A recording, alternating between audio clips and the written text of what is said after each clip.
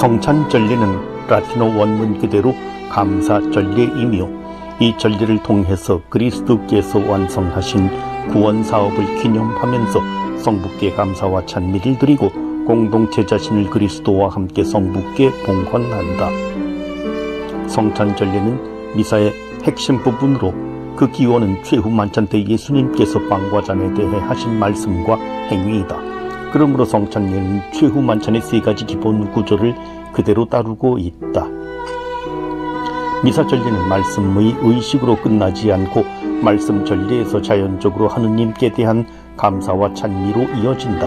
하느님께 대한 감사와 찬미는 말이나 생각만으로 다 할 수 있는 것이 아니어서 우리의 감사하는 마음은 어떠한 행동을 통해 나타나는 것이 필요하다. 즉, 하느님의 말씀을 듣고 우리 마음에서 우러나오는 감사의 감정, 찬미의 노래, 봉헌의 마음을 표현하고 하느님은 얼마나 위대하신 분이고 인자하신 분인가를 신앙으로 선언하며 모두에게 알리고 싶다는 그러한 감정에서 성찬전례는 저절로 나오게 되는 것이다. 예물 준비. 초세기의 예물 준비는 유스티노의 호교론에서 언급하는 것처럼 교우들이 빵과 포도주와 물을 가져오면 구제가 받아서 사제에게 주고 사제는 그것을 제대에 놓고 바로 감사 기도로 들어갔다. 4세기 무렵부터는 교우들이 증가하면서 예물이 다양해지고 예물 봉헌 행렬도 길어지게 되어 긴 행렬 동안 가만히 있기보다는 예물 봉헌에 알맞은 노래를 부르고 기도를 바치기 시작하였다. 중세기에 들어서면서 이 예물은 기름, 초, 기타 자선 예물 등으로 더욱 다양해졌고 11세기 이후에는 화폐제도가 발달하면서 예물 봉헌이 헌금으로 대체되어 간편해졌다. 그러나 한편으로 예물 봉헌을 재물 봉헌으로 생각하는 인간의 자연적 심리에다 미사의 제사적 의미를 강조하는 신학자들에 의해 예물 준비가 재물 봉헌 의식으로 인식되게 되었다.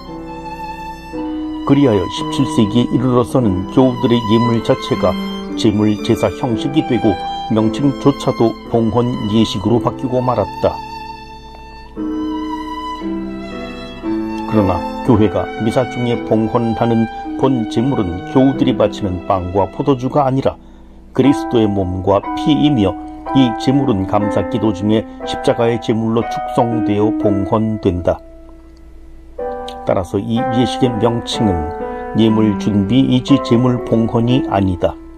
이런 이유로 미사 통상문 예규에서는 사제가 성작, 성반을 봉헌하면서 라고 하지 않고 조금 높이 들고 예물 준비 기도를 바친다고 표현하고 있는 것이다. 현행 전례에서도 복잡해진 예식을 단순화하고 그 의미도 성찬 식탁을 차리고 예물을 준비하는 본래의 의미로 되돌려 오해의 소지를 없앴다. 예물 준비 의식은 예물 준비 성가, 예물 봉헌 행렬, 빵과 포도주를 제대에 바치고 준비하는 일, 사제의 손 씻음, 예물 기도로 구성된다. 사제는 교우들이 운반한 예물, 빵과 포도주를 받아 제대 위에 정중하게 놓고 온누리의 주 하느님 하는 기도를 바친다. 빵과 포도주로 하는 이 기도문은 우리가 하느님께 바칠 수 있는 것은 모두 하느님으로부터 받은 것임을 잘 나타내고 있다. 이때 빵과 포도주는 하느님으로부터 받은 자연의 혜택만을 의미하지 않고 우리의 사소한 노동과 희생, 인간적인 허약과 부족한 점까지도 포함한 우리 자신 전부, 우리가 살고 있는 세상 전체를 상징한다. 그 다음 사제는 정결의 기도를 바치고 봉헌하는 마음을 깨끗이 하는 상징으로서 손을 씻는다. 이어 사제는 교우들을 향해 지금 바치는 이 제사가 하느님께 의합한 제사가 되도록 하자는 기도회로 초대를 하고 교우들의 화답이 있은 후 예물 준비를 종합 마감하며 동시에 곧 있을 성찬 전례 준비하는 예물 기도를 바친다.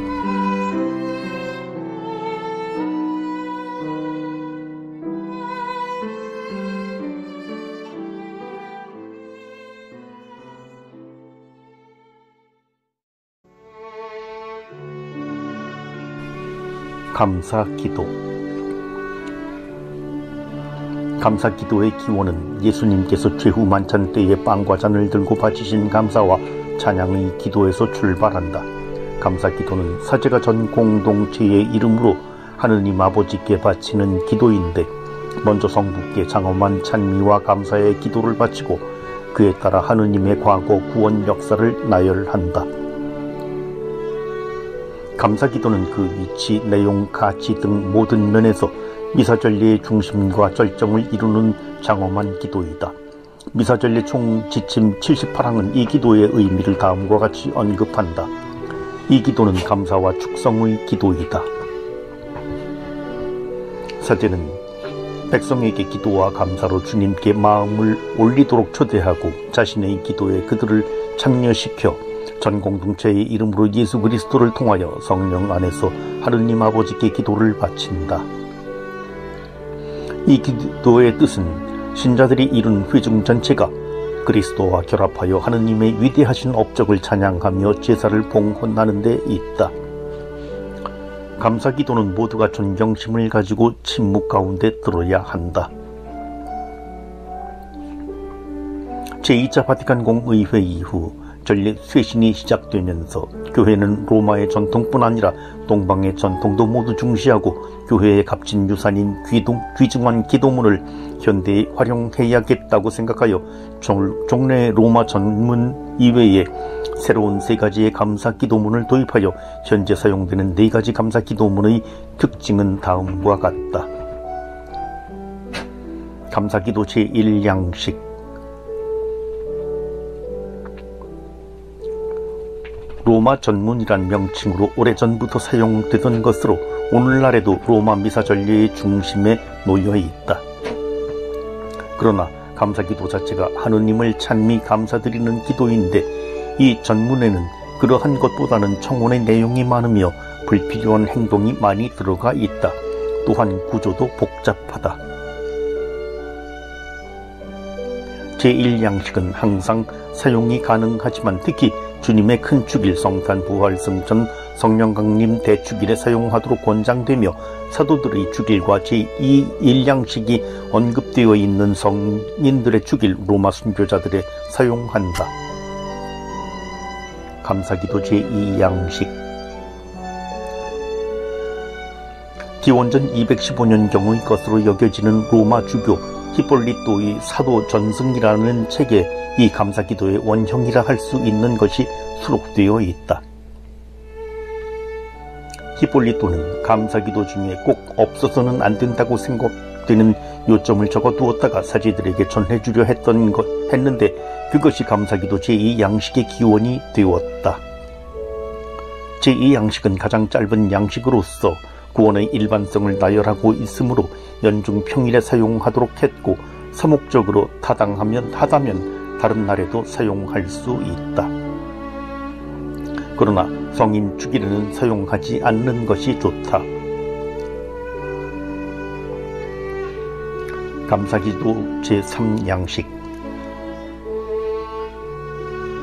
현대 신학자들이 감사기도 제1양식의 특징을 살리면서 동시에 제1양식의 결점과 부족한 점을 보충하여 로마 전례의 감사기도로 완성시킨 것이다. 즉 고대 라틴 전례의 전통을 종합하여 그 신학적 내용을 풍부히 나타내려고 한 것이다. 가장 서목적인 양식, 신자들에게 잘 맞으므로 주일이나 축일 등에 사용하면 좋을 것이다. 감사기도 제4양식. 동방교회의 전례로부터 들어온 곳으로 안티오키아 교회에서 생긴 전통을 이어받은 바실리오의 감사기도를 라틴어로 옮기고 또 문장과 표현을 다소 정리한 것이다. 제4양식에는 고유 감사송이 붙어 있는데 이것은 동방교회에서 감사송 부분과 전문을 구별하지 않고 하나의 감사기도로 생각한 데 기인한다. 고유 감사송 부분에서는 천지창조에서 시작하여 천사의 창조까지 언급하고 거룩하시다도다로 이어진다. 그리고 이어지는 감사기도에서는 인류 창조에서부터 구원의 역사가 서술된다. 이처럼 감사송에서부터 감사기도까지가 천지창조에서 시작된 구원의 역사에서 그리스도의 신비로 이어지기 때문에 다른 감사송을 사용하면 그 의미의 연결이 단절된다. 따라서 제사 양식은 축일이나 다른 감사송을 써야 하는 때에는 사용할 수 없다. 제사 양식은 구세사가 잘 정리되어 있으며 그 중심에 그리스도의 신비가 놓여 있다고 말할 수 있다. 또한 동방전례에서 나온 것이기에 교회 일치를 위한 조그만 가능성도 보여주고 있으며 성서적인 내용을 많이 담고 있어서 피정등의 미사에 알맞은 양식이라고 할 수 있다.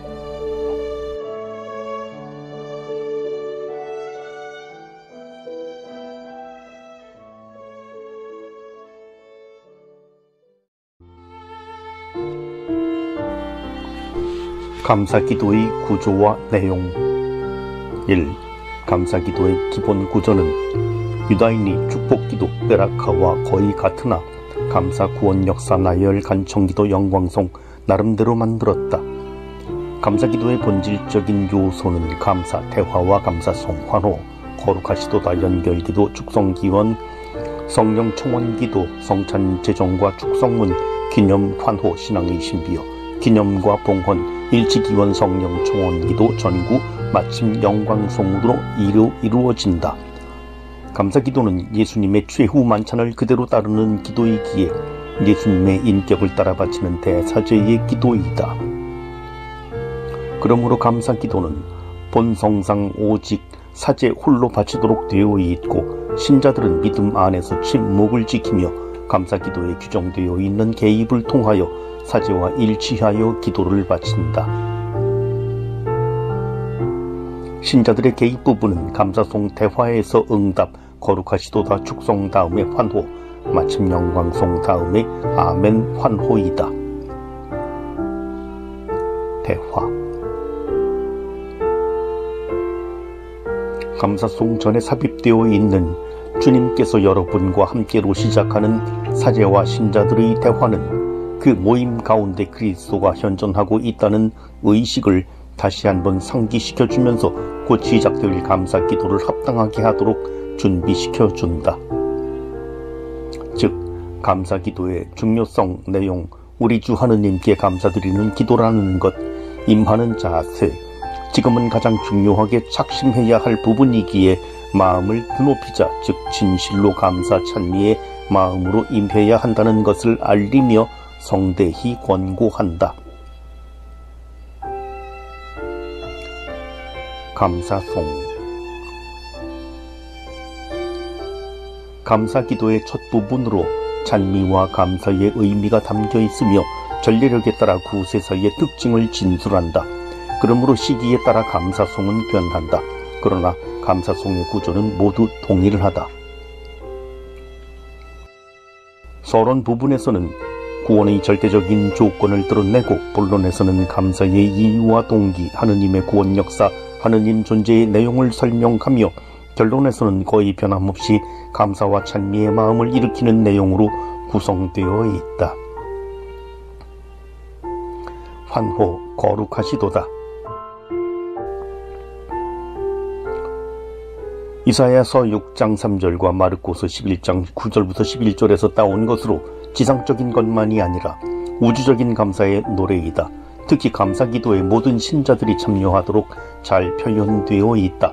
이 노래는 메시아이신 예수님께 대한 환호로서 예수님께서 순환과 부활을 통해 우리를 구원하시기 위해 예루살렘으로 입성하신 것과 마찬가지로 우리도 곧 성찬 예식에 들어감을 의미한다. 3번 반복해서 부르는 것은 최상급을 의미하므로 더없이 거룩함을 나타낸다. 이 부분은 노래를 통한 행동적 참여이기에 노래로 부를 때 더욱 의미가 드러난다.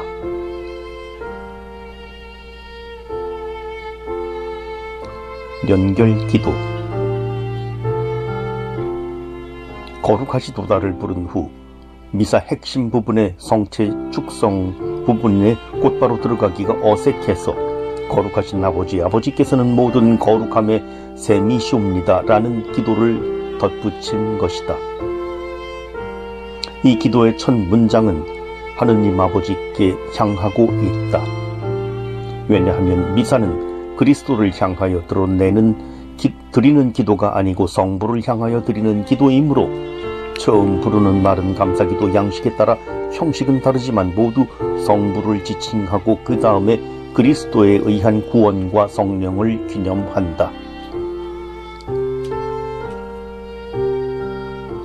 축성기원 성령 청원기도. 제대에 놓인 빵과 포도주를 그리스도의 몸과 피가 되게 해달라고 성령께 청하는 기도문이다. 여기서 한 가지 생각할 점은 성사나 교회의 존속 등 모든 은혜는 하느님 자신의 은혜인 성령에 의한 것이기에 미사 전례에서도 가장 중요한 성변화 때 성령의 작용을 빈다는 점이다. 전례학의 전문 용어로 성령의 도움을 청하는 이 기도를 에피클레시스라고 한다. 사제는 이 기도 시 안수와 십자 표시를 하는데 안수는 하느님의 능력을 내려주는 표시, 성령을 내려주는 표시이며 십자 표시는 축성의 전형적 표시이다. 서방교회는 성령을 불러 청해놓고 성찬제정마를 통해 성체를 축성한다고 하고 동방교회는 바로 이 축성기원 성령 청원기도 자체만으로 축성된다고 하여 성찬제정과 축성문 다음에 놓고 있다.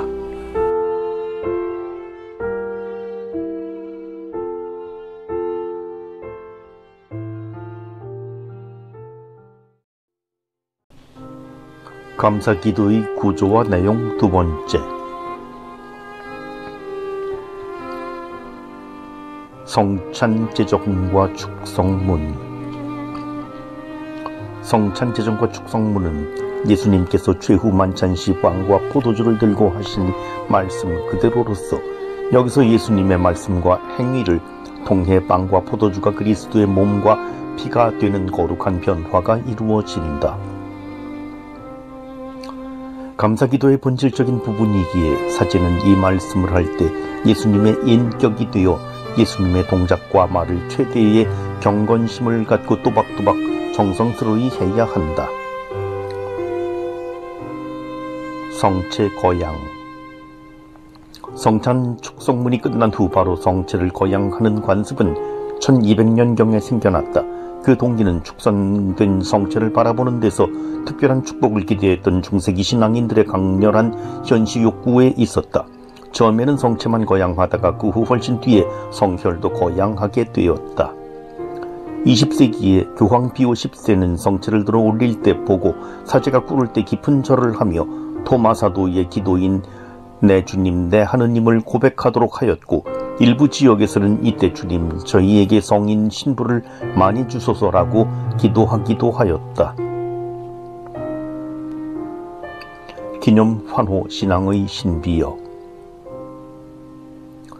신앙의 신비라고 불리는 이 환호는 그리스도가 일생 동안 행한 구원사업이 그 순환과 죽음을 통하여 부활의 영광에 이르게 됨으로써 이루어진 사실과 부활하신 주님이 끊임없이 우리 가운데 임하고 계시다는 사실을 잘 나타낸다.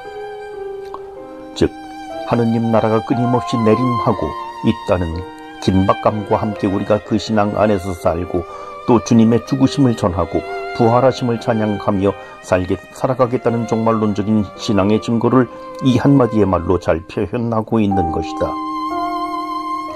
기념과 봉헌. 그리스도께서 순환과 죽음을 통하여 부활의 영광으로 넘어간 구원사업의 중심인 주님의 파스카를 미사의 중심 부분인 감사기도에서 다시 생각하고 기념한다. 그러나 여기에서의 기념은 단순히 회상하거나 추억을 되풀이하는 것이 아니다. 그리스도의 순환과 죽음을 통해 부활의 영광으로 건너간 주님의 파스카 기념 의식을 함께 지냄으로써 그리스도의 봉헌이 전례의 신비를 통해 현존하게 되고 우리도 이 교회의 봉헌에 함께 참여함으로써 주님께서 파스카를 통해 시작한 하느님 나라를 위해 우리 자신을 봉헌할 수 있게 하는 것이다.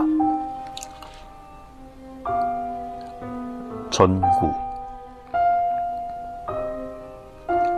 공동체를 위한 기도와 전구의 요소 또한 기념하는 데서 비롯된다. 그리스도 생애의 구원 사업을 기념하는 것은 그리스도를 중심으로 한 구세사 전체의 기념으로서 그 안에 전 인류를 위한 기도, 우리와 관련된 모든 사람을 기억하는 기도가 포함되기 마련이다. 이 공동체를 위한 기도는 감사 기도에 따라 각기 강조점, 뉘앙스, 세목이 다르게 나타난다. 하지만 그 사고방식에 있어서는 공통적이다. 우리를 인도하는 목자인 교황주교 사제를 위해 기도하고 모든 교회 즉 산이와 죽은 이를 위해 기도한다. 마침 영광송. 모든 감사기도는 삼위일체 찬송인 장엄 영광송으로 끝맺는다. 이는 독솔로지아라는 말이 뜻하는 것처럼 삼위일체이신 하느님께 영광을 돌리는 것이다. 마침 영광송은 감사기도 전체의 끝맺음인데 주 그리스도를 통하여 성령의 나눔 안에서 하느님 아버지께 영광을 돌리는 기도이다. 아멘. 좁은 의미로 마침 영광송을 받지만 넓은 의미로는 감사기도 전체를 받는 환호로서 미사 중 가장 중요한 환호이다. 아멘은 믿음의 표현이고 성체성사에 대한 신비를 인정하는 것이어서 사제, 신자 모두가 공동의 기도를 바쳤음을 알리는 신앙의 1차적 표시이다. 성 예로니모가 이 아멘의 외침이 로마의 바실리카 성전의 천둥소리처럼 울려 퍼졌노라고 전하고 있는 것처럼 오늘날 우리도 미사 때의 이 외침이 정말로 자신이 신앙 고백임을 인식하여 힘있게 증언하여야 할 것이다.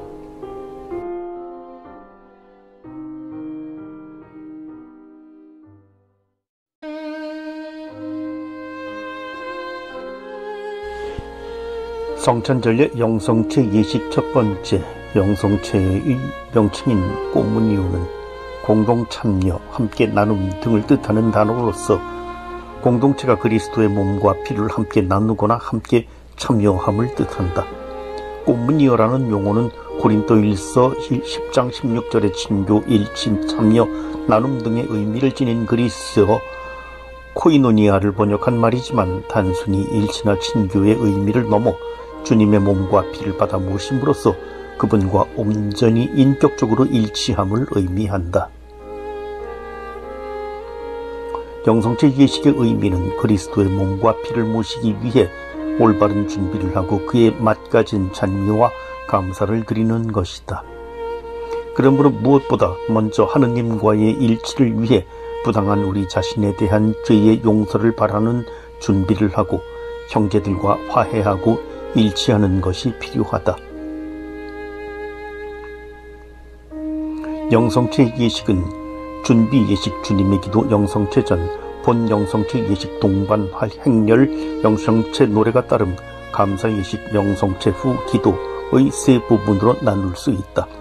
준비 예식, 주님의 기도, 영성체 전, 기억, 주님의 기도 예식, 기도 권고, 하느님의 자녀되어 초세기부터 하느님을 아버지라 부르는 기도를 하자니 너무 무엄한 생각이 들어 주님의 기도 전에 합당한 준비를 필요로 하게 되었고 그 결과 용기나 효성을 바라는 권고 형식이 여러 가지 나오게 되었다.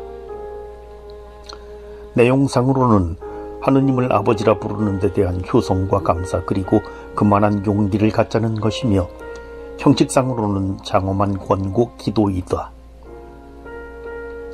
주님의 기도, 마태복음 6장 9절과 루카복음 11장 2절에서 4절에 나오는 예수님께서 직접 가르쳐 주신 기도를 초세기 때부터 주님의 기도라고 하였다.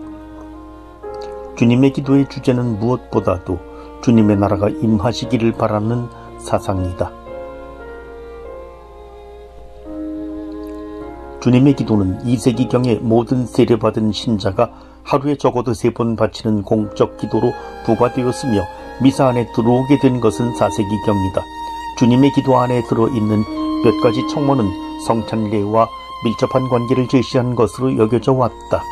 예를 들어 일용할 양식을 구하는 부분에 대해 교부시대에는 이 양식을 성찬의 음식으로 해석하였고 하느님과 형제들의 용서를 청하는 것은 서웅 아우구스티노에 따르면 영성체를 하기 위한 필요한 조처로 이해되었다. 주님의 기도 전반부에서는 감사기도를 간단히 요약하고 후반부에서는 직접 영성체를 준비시킨다. 즉 주님과 일치하기 위해 필요한 주님의 용서를 청하고 그 전제 조건으로 형제와 화해하며 또한 영성체 후에도 악과 유혹에 빠지지 않게 해달라고 청원하는 것이다. 그러므로 주님의 기도는 영성체 예식을 하기 위해 필수적으로 하는 기도이다. 부속기도, 주님 저희를 모든 악에서 구하시고 주님의 기도의 연장 기도로 교회가 새로 만들어 삽입한 기도이다. 주님의 기도 전체의 주제인 하느님의 나라가 임하시며라는 사상, 곧 하느님 지배에 의한 평화를 현대에 구체화하고 오늘의 전 인류를 위한 기원으로서 종말론적인 희망을 첨가하였다. 영광송, 주님께 나라와 권능과 영광이 영원히 있나이다. 주님의 기도를 마감하는 기호로 1급 환호이다.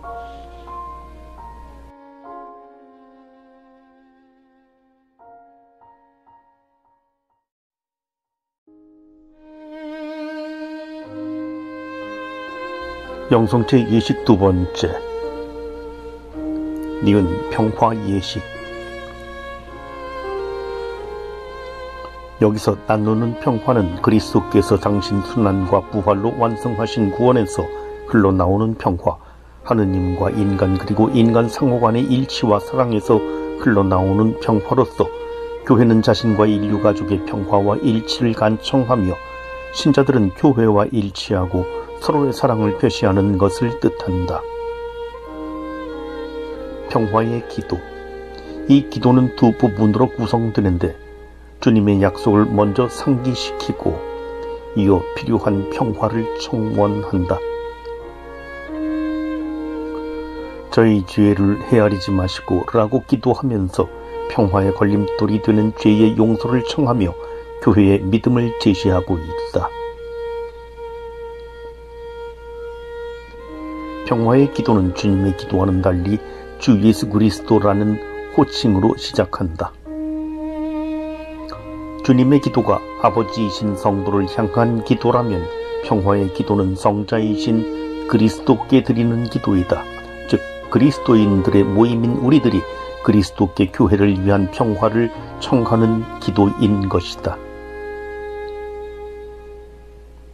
평화의 인사.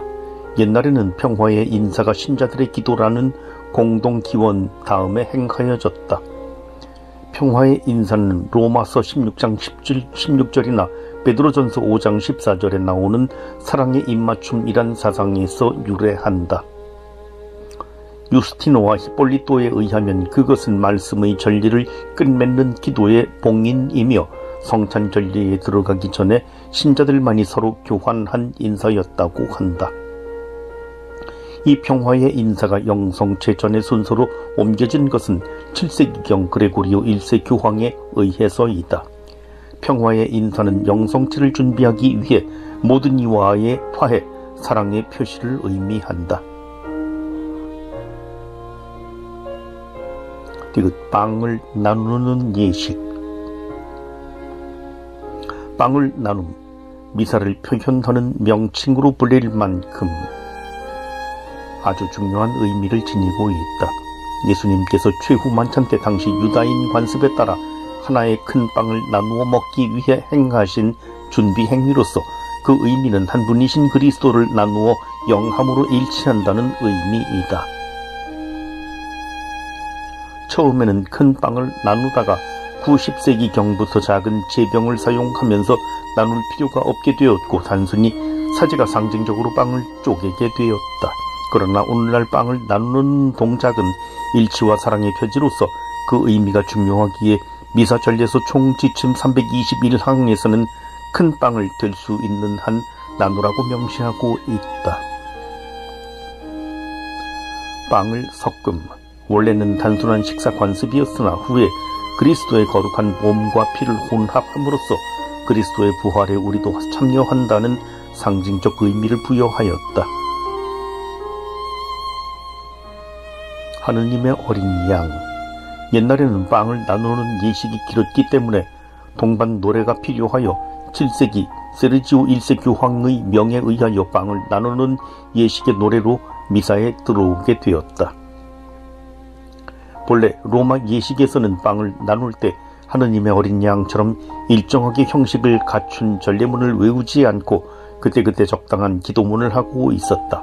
따라서 하느님의 어린 양은 로마 예식에 기초한 것은 아니다. 그 기원은 7세기경 이슬람 교도들이 동방에 침입했을 때 로마로 유입된 많은 히랍 성직자들로부터 도입된 것이다. 하느님의 어린 양은 상황에 따라 몇 번이고 반복할 수 있다.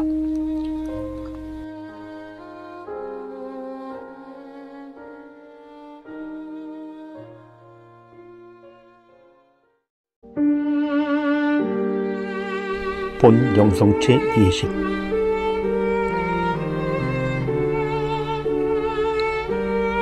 성체를 합당하게 받아 모시기 위한 준비. 예식이 모두 끝나면 영성체 예식의 본 부분인 사제와 신자들의 영성체가 시작된다. 영성체를 전후하여 모두 함께 노래하는 것은 하느님께 대한 공동의 찬미이고 신앙 일치의 증거이다. 영성체는 개인적인 신심의 장이 아니다. 즉 개인적으로 그리스도를 맞이하거나 또는 개인적으로 만나 친교를 나누는 것만은 아니기에 모두같이 노래하지 않으면 일치의 의식, 나눔의 의식에 참가하는 것이 못된다. 영성체 행렬 역시 순번을 기다리기 위한 단순한 줄서기가 아니며 주님 만찬석상에 동참하고 주님의 부활잔치에 참여하는 것이기에 모두가 그런 마음으로 즐겁게 같이 노래하고 함께 행동하는 것이 중요하다. 성체를 영할 때 신자들이 아멘이라고 응답하는 것은 영성체 할 사람이 그 전제로서 필요한 신앙을 표명하는 행위이다. 그러기에 성체를 받아 모시고 더욱 그리스도의 몸이 되어야겠다는 결의의 표명이 되지 않으면 안 된다. 따라서 큰 소리로 똑똑하게 아멘이라고 대답해야 하며 생략해서는 안 된다. 영성체 횟수. 매일 미사가 없던 초세기에는 영성체 횟수에 대한 규정이 없었고 일부 신자들이 성체를 집에 모셔가 다른 날에도 영했기 때문에 미사 횟수보다 영성체 횟수가 오히려 많기도 하였다. 그러던 것이 4세기 초 그리스도의 신성을 거부하는 아리아니즘에 대항하고자 그리스도의 신성을 강조하면서부터 영성체 횟수가 급격히 줄어들었고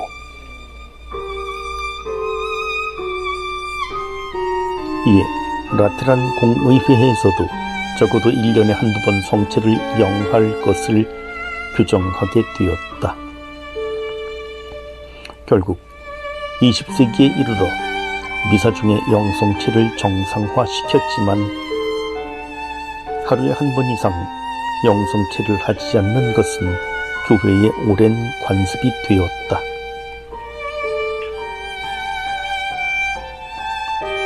오늘날에는 특별주일이나 예식 미사가 아니더라도 미사에 온전히 참석하기만 하면 하루에 2번까지 영성체를 할 수 있다. 그러나 특별한 경우가 아니면 하루에 한 번 영성체 하는 것이 정상이다. 손 영성체와 입 영성체. 신자 영성체의 본 형태는 처음부터 손 영성체였다. 그러나 6세기경부터 손영성체가 불가능한 신자들을 위한 예외적인 방법으로 입영성체가 서서히 시작된 것이 9세기경에는 손영성체가 사라지고 입으로만 영하게 되었다.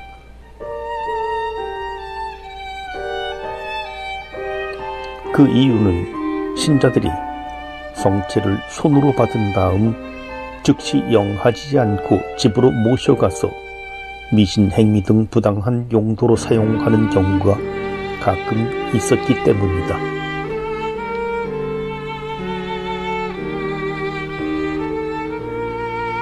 또한 작은 빵을 사용하게 되면서부터 손으로 성체를 받아 모실 필요가 없게 되었기 때문이다.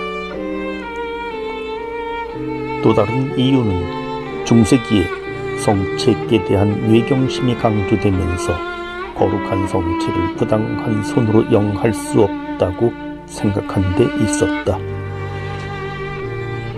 그러나 제2차 바티칸 공의회 직후부터 일부 지역에서 손영성체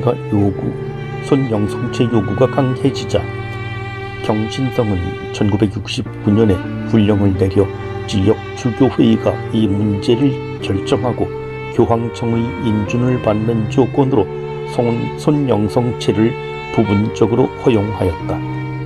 이에 따라 우리 한국 교회도 주교회의에서 손으로 영할 것을 규정하였다.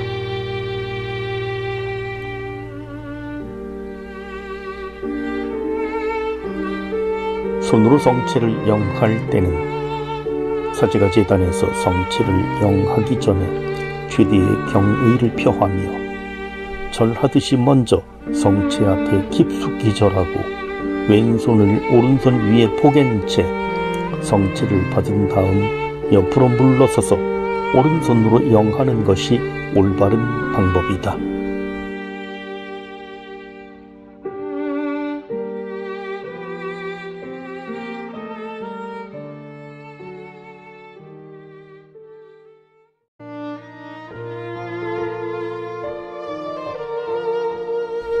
양형 영성체, 양형 영성체란 성체와 성혈을 함께 영하는 것을 말한다. 예수님께서는 최후 만찬 때 제자들에게 빵과 포도주를 내주시면서 당신의 몸과 피니 먹고 마시라고 하셨다. 이에 초대교회는 최후 만찬의 의미를 되새기며 처음부터 미사 때에 양형 영성체를 하였다. 그러나 12세기부터 교우들이 성혈을 흘릴 위험성이 있다는 사목상의 문제로 성혈을 마시는 것은 사라지게 되고 성체만 영하게 되었다. 사목상의 문제 외에 성혈을 영해주지 않는 또 하나의 이유는 주님께서 성체 안에도 온전히 현존하신다는 신학에 근거한다.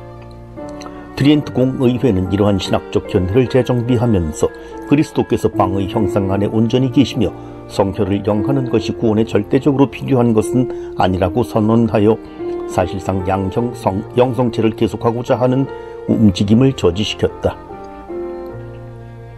그러나 제2차 바티칸 공의회에서는 양형 영성체의 규정을 완화하여 주교의 판단에 따라 소품미사, 수도자 서원미사, 세례미사 등에서 성사를 받거나 서원을 한 당사자는 양형 영성체를 할 수 있도록 하였다. 그리고 1970년 미사 전례서 총지침에서는 이를 더욱 확대시켜 세례 견진 혼인병자, 서품 수도자 서원, 독서직과 시종직 선교사 파견 등의 예식이나 미사 때에 성사를 받거나 서원한 당사자, 대부모, 부모, 교리교사 등에게 양형 영성체를 허용하였다. 이 밖에도 공동 집전미사, 피정미사, 은경축이나 금경축 미사, 세사주일의 첫 미사 등에서도 당사자 또는 참석자들에게 양형 영성체가 허용되었다. 이처럼 교회가 양형 영성체를 완전히 허용하지 않고 특별한 경우에만 허락하는 이유는 어디까지나 성혈을 흘릴 위험성이 크며 불편하고 시간이 많이 걸리는 등 사목상으로 어려움이 크기 때문이다. 이런 경우가 아니라면 교회는 오히려 양형 영성체를 권장한다. 그리고 비록 미사 때마다 양형 영성체를 하지 않고 성체만을 영한다 할지라도 그리스도를 온전히 받아 모시는 것이며 구원에 필요한 은총을 얻는 데 아무런 결함이 없다는 사실도 분명히 알아야 하겠다.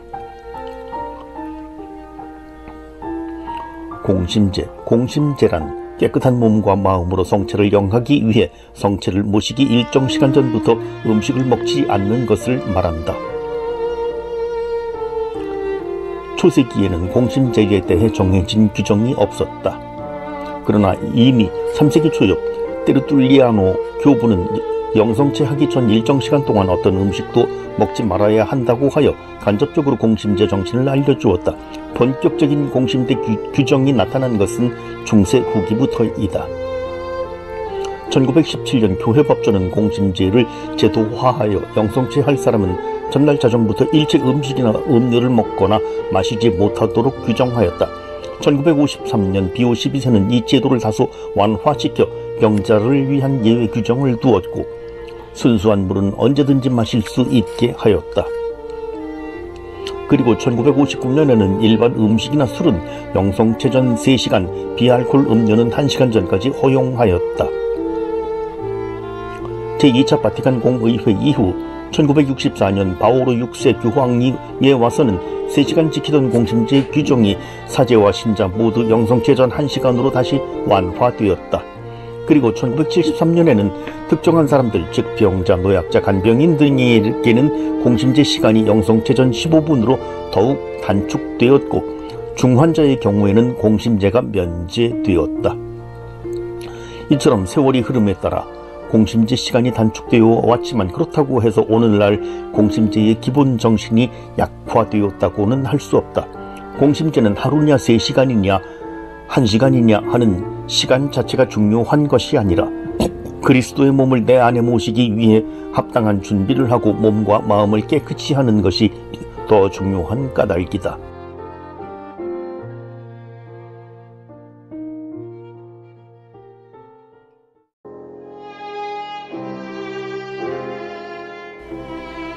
영성체 예식 5번째. 성체 분배자. 초세기부터 정규적인 성체 분배자는 주교와 사제였으며 2세기경에는 부제도 이미 성체를 분배하였다. 이 당시에는 신자들도 성체를 집으로 모시고 가서 미사가 없는 날에 스스로 영성체를 하거나 병자들에게 분배해 줄 수 있었다. 그런데 신자들이 성체를 집으로 모셔가서 아무 곳에나 방치하거나 불경스럽게 이용하는 등 많은 부작용을 초래하게 되자 400년에 개최된 똘레도 시노드에서는 가정으로 성체를 모셔가는 것과 여성의 성체 분배를 금지시켰다. 제2차 바티칸 공의회 직후에 유럽의 많은 나라에서 사제수가 부족하게 되자 주교들은 교황청 사도자의 승인을 얻어 성체 분배자로 평신도들을 임명하기 시작하였고 1969년부터는 여성에게도 성체 분배권을 주기 시작했다. 그 후 1973년에 교구장에게 평신도의 성체 분배권을 부여할 수 있는 권한이 주어졌다. 정규적인 성체 분배자는 교회가 임명한 주교, 사제, 부제이며 평신도는 예외적인 성체 분배자이다. 예외적 성체 분배자는 정규 봉사자가 없거나 병이나 노세 또는 다른 직무로 수행이 어렵거나 영성체자 수가 너무 많아 시간이 오래 걸릴 경우 성체를 분배할 수 있다. 예외적인 성체 분배자가 되려면 합당한 자격을 갖추어야 한다.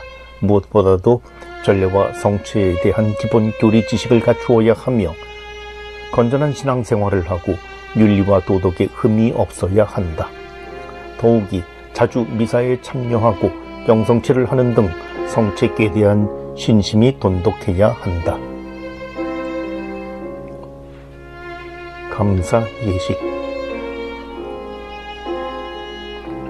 이 예식은 감사 침묵 기도와 영성체 후 기도로 구성된다.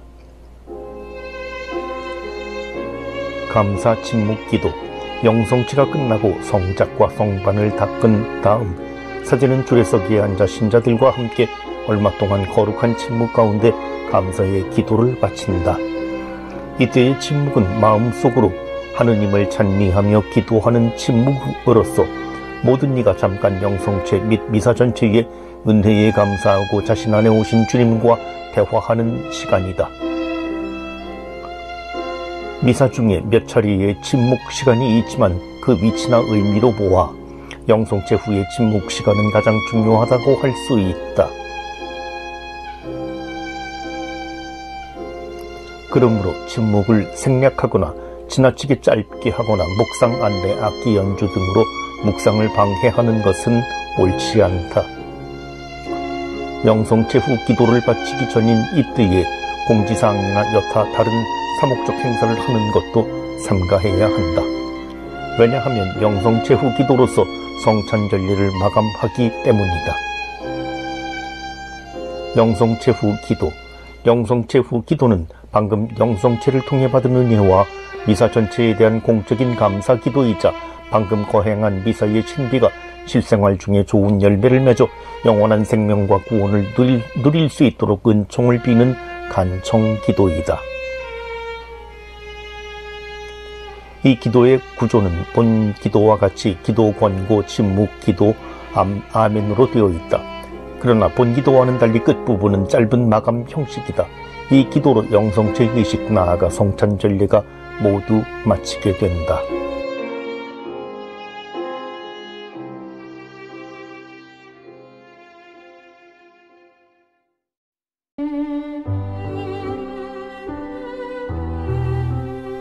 마침 예식. 마침 예식은 주례사제가 신자들에게 집회를 마치는 인사를 한 다음 그들을 강복하면서 세상에 파견하고 미사 전체를 마감하는 단순한 예식이다. 과거의 마침 예식은 인사, 파견사, 사제 개인 기도, 강복, 요한복음 서원 독서, 퇴장 등으로 구성되어 있어 다소 복잡했지만 현행 마침 예식은 시작 예식과 같이 일반 사회 예식의 구조와 내용을 많이 참조하여 개정한 것이다. 공지사항. 영성체 후 기도가 끝난 다음 사제는 필요에 따라 사목상의 당부나 공지사항을 미사 전례식의 축일 등과 연관시켜 짤막하게 말할 수 있다. 하지만 또 다른 강론이 되지 않도록 짧게 해야 한다. 인사와 강복. 사제는 미사 시작 때와 같이 주님께서 여러분과 함께 하고 하직 인사를 한다. 이 하직 인사는 시작 예식의 인사와 표현은 같지만 이때에는 미사 중의 말씀과 성찬을 통해 신자들 안에 오시어 구원 은총을 베풀어 주신 주님께서 사회생활 중에서도 계속 그들과 함께 계시기를 기원하는 인사이다. 그런 다음 사제는 신자들을 향해 십자가를 그으면서 강복을 준다. 사제의 강복이 미사에 들어온 것은 중세 후기이다. 그전에는 주교가 미사 후에 퇴장하면서 신자들에게 강복하였고 10세기를 전후해서 이 강복이 미사 끝부분에 들어왔지만 주교에게 유보되어 있었다. 그러나 사제는 퇴장을 하면서 강복을 청하는 신자들에게 성작, 성체포 등을 들고서 개별적으로 강복할 수 있었다.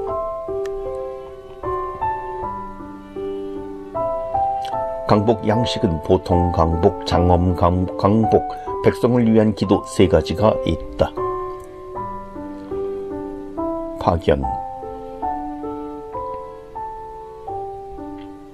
미사가 끝났으니 가서 복음을 전합시다 라는 파견사 외에도 가도 좋습니다, 평화 안에 가십시오, 평화 안에 나아갑시다 등 여러 양식이 있었다.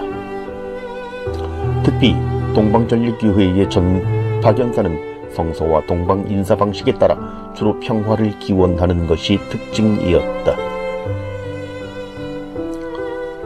퇴장.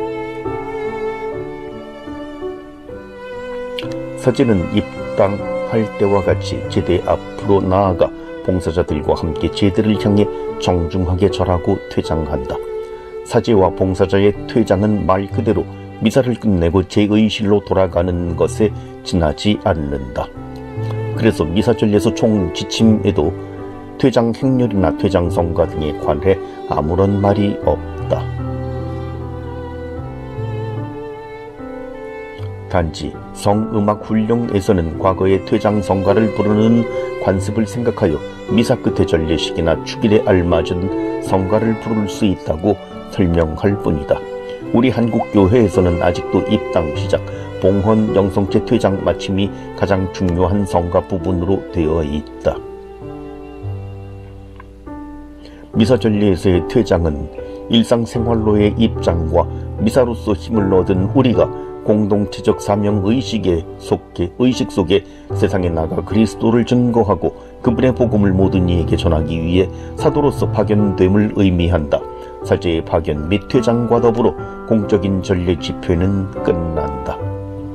따라서 특별한 경우와 아니면 미사 후의 공동 기도는 바치지 않는 것이 좋다.